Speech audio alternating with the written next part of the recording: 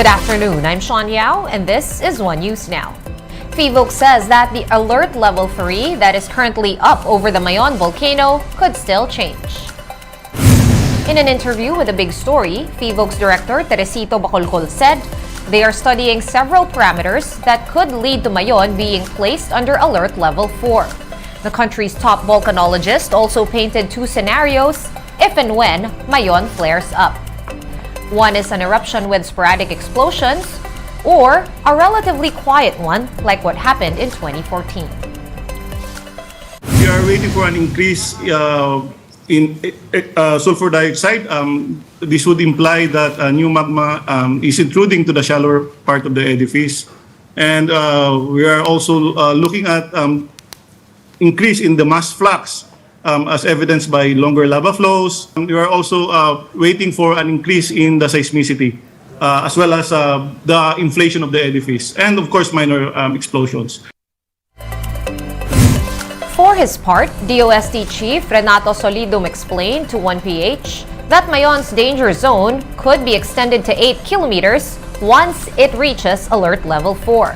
However, Solidum clarifies that there will not be extraordinary restrictions in movements outside of the danger zone.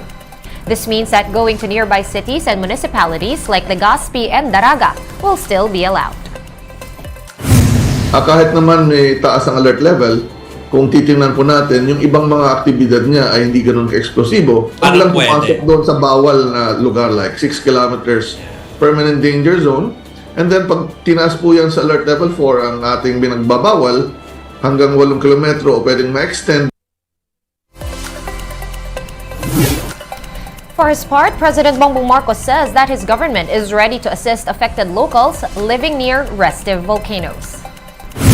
The chief executive is particularly following developments over at the Mayon volcano in Bicol and Mount Taal in Batangas.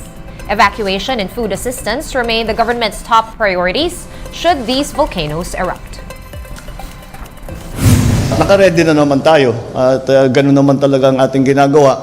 We watch it very, very closely, make sure that any of the communities that could be affected are evacuated and are given assistance while they are evacuated until the time that they can return to their homes. So it's the same thing.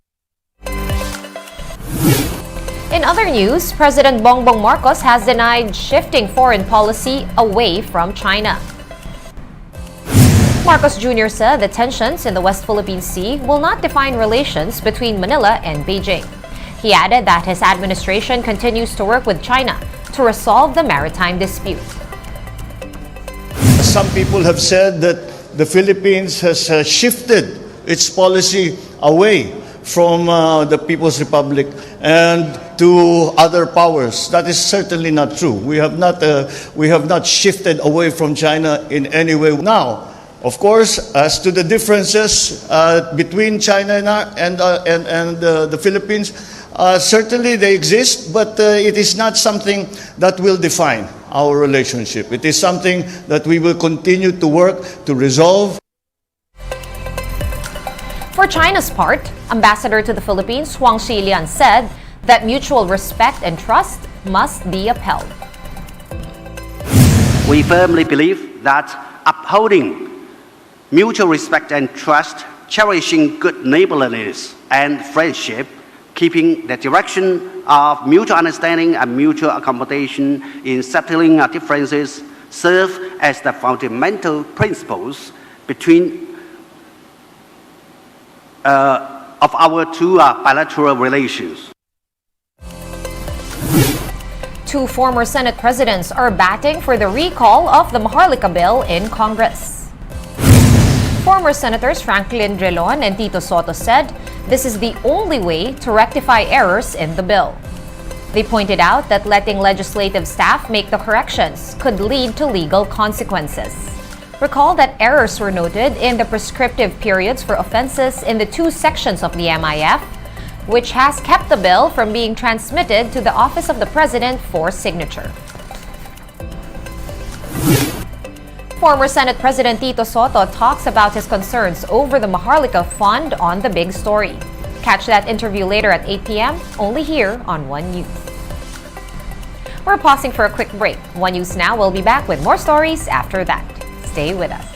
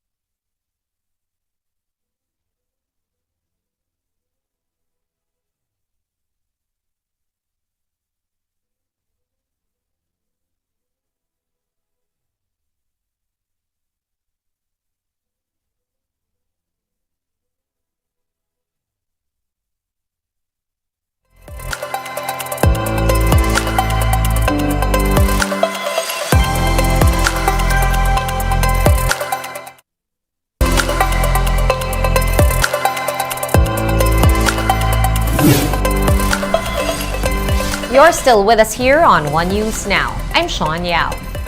U.S. President Joe Biden is urging American authorities to swiftly respond to Canada's request for additional firefighters and air tankers.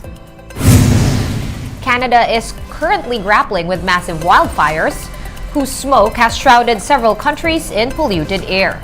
The wildfire haze has also reached the U.S. capital of Washington, prompting many residents to stay indoors. Biden has asked U.S. Transportation Chief Pete Buttigieg to keep him informed about the air traffic implications of the low air quality across the United States. I've decided dictated a national interagency fire center response to Canada's request for additional firefighters and the fire suppression assets such as air tankers. We already have 600 American firefighters on the ground. Meanwhile, Biden also vowed to continue supporting the Ukraine for as long as Russia's invasion persists. The U.S. president said that funding is not an issue, even committing to help Ukraine achieve long-term security after the war.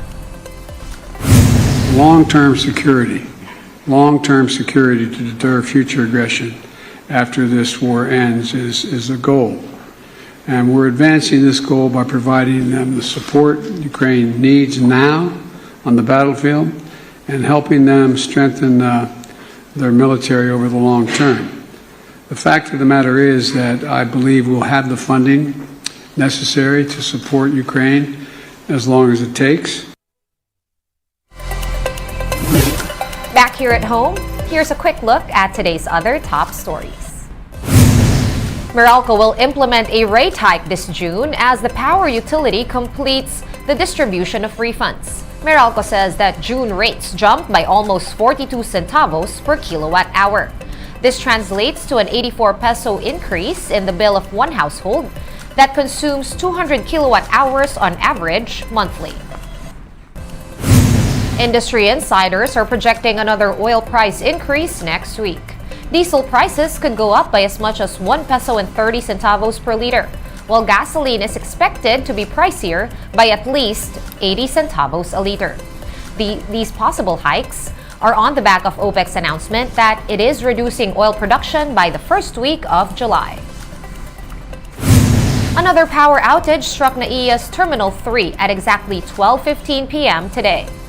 Power was restored at around 1:30 in the afternoon, according to the Transportation Department. Authorities are still determining the cause of the power outage. One News Now will be back with the latest stories at 6:30 p.m. I'm Sean Yao. We are One News.